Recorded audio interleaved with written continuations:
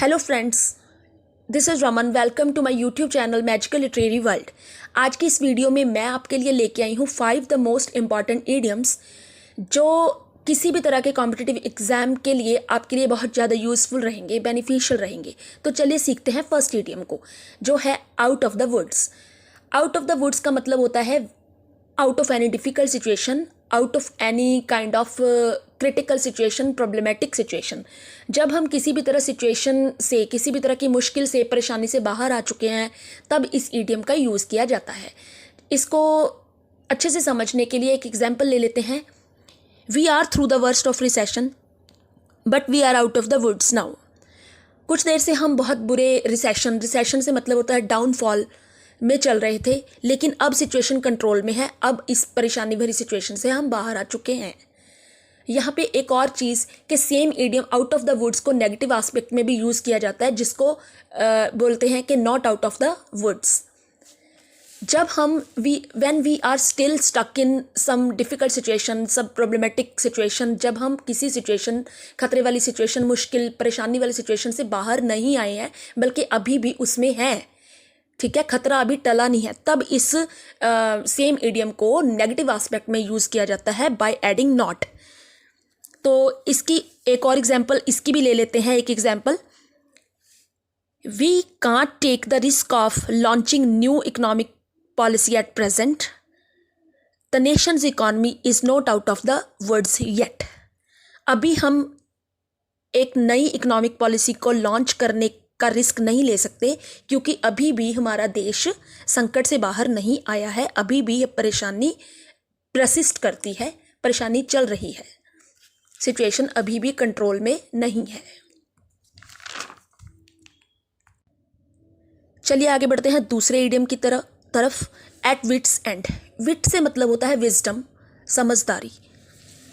Wits and मतलब जब समझदारी, सब तरह की समझदारी लगाकर देख ली, सब कुछ करके देख लिया, लेकिन at the end we are unable to find a solution of the problem. At the end हमें प्रॉब्लम का सोल्यूशन नहीं मिल पा रहा। तो इसका मीनिंग होता है when we are completely puzzled, confused और परप्लेक्स्ड। परप्लेक्स, पजल और कंफ्यूज्ड तीनों वर्ड्स एक दूसरे के सिनोनिम्स हैं। जब हम अभी भी प्रॉब्लमेटिक सिचुएशन में है, क्योंकि हमें पता ही नहीं चल रहा कि what to do when someone doesn't know what to do, जिसको हम हमारी मदर टंग में बोल देते हैं कि मेरे तो भाई हाथ खड़े हो चुके हैं, मुझे नहीं पता आगे क्या करना है।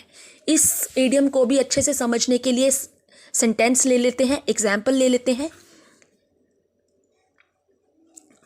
I have tried every possible source without success and now I am at my wits end. मैं हर संभव कोशिश कर चुका हूँ, लेकिन मुझे अब तक कामयाबी नहीं मिली। अब तो भाई मेरे हाथ खड़े हो चुके हैं। ऐसे सिचुएशन में हम इस ईडियम को यूज़ करते हैं, एट विट्स एंड। हमारा थर्ड और नेक्स्ट ईडियम है between the devil and the deep sea. इससे मतलब ये है कि on being stuck between two equally difficult और अनएक्सेप्टेबल चॉइसेस। जब ऐसी सिचुएशन में कोई पर्सन फंस जाता है कि उसको दोनों चॉइसेस में से किसी भी चॉइस को वो अगर ऑप्ट करेगा, तो दोनों चॉइसेस के जो कॉन्सिक्वेंसेस है वो नेगेटिव ही आने वाले हैं, उसमें कोई फ़ायदा नहीं है, ठीक है। जब हम जिसको हम मदर टंग में बोल देते हैं कि आगे कुआ पीछे खाई, कि कहाँ पे जाए, कौन सा रास्ता ले, पता नहीं चल रहा, क्योंकि दोनों तरफ ही परेशानी है। इसकी एग्जाम्पल है, we don't have enough money to send both our children to college, we are between the devil and the deep blue sea about what to do. हमारे पास इतने पैसे नहीं हैं कि दोनों बच्चों को कॉलेज भेज सके, तो हम ऐसे सिचुएशन में फंस चुके हैं कि क्या करें क्या ना करें, हमें नहीं पता कौन से बच्चे को भेजें, हमारे लिए दोनों इक्वली इंपॉर्टेंट है। तो ऐसे सिचुएशन में इस ईडियम को यूज़ किया जाता है, between the devil and the deep blue sea. हमारा नेक्स्ट ईडियम है रेनिंग कैट्स एंड डॉग्स। ये बहुत इजी ईडियम है, काफ़ी बार हमने पढ़ा है, सुना है, समझा है। चलिए एक बार और पढ़ते हैं आज। तो we wanted to play football but now it's raining cats and dogs, so I think we'll stay inside. Raining cats and dog काफ़ी नाम से क्लियर हो जाता है। लेकिन इसका मीनिंग ये है, कैट्स एंड डॉग्स की रेनिंग मतलब हैवी रेनफॉल होता है। जब बहुत ज़्यादा रेनफॉल हैवी होता है कि हम कुछ भी कोई एक्टिविटी नहीं कर सकते जिसमें जाके, तब हम इस इडियम को यूज़ कर लेते हैं, रेनिंग कैट्स एंड डॉग्स। तो इसको एग्जाम्पल से इसके एक एग्जाम्पल ले लेते हैं कि हम फुटबॉल खेलना चाहते थे लेकिन बाहर बहुत ज़्यादा बारिश हो रही है, बहुत हैवी रेनफॉल हो रहा है, तो मुझे लगता है कि अंदर ही रुकना चाहिए। We wanted to play football but now it's raining cats and dogs, so I think we'll stay inside. तो आज का हमारा लास्ट और नेक्स्ट इडियम है बर्निंग द मिडनाइट ऑयल।